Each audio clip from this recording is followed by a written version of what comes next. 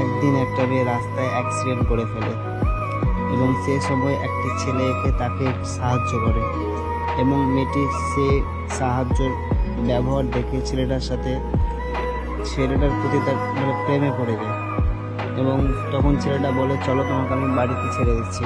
মেয়েটি কিছু কথা না বলে ছেলেটার গাড়িতে চেপে পড়ে এবং দুজনে মিলে চলতে শুরু করে।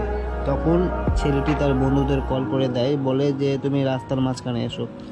তখন মেয়েটাকে একটা সুনসান রাস্তার মধ্যে রেখে চলে যায় এবং সে সময় দুটো ছেলে এসে মেয়েটার ওপরে আক্রমণ করে এবং মেয়েটার সাথে তার বলাৎকার করে নেয়, রেপ করে নেয়, দিয়ে রাস্তায় ফেলে তাকে চলে যায়।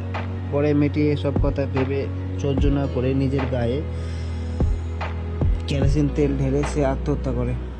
তাই কখনো কাউকে এত সহজভাবে বিশ্বাস করতে নেই। ভিডিওটা ভালো লাগলে শেয়ার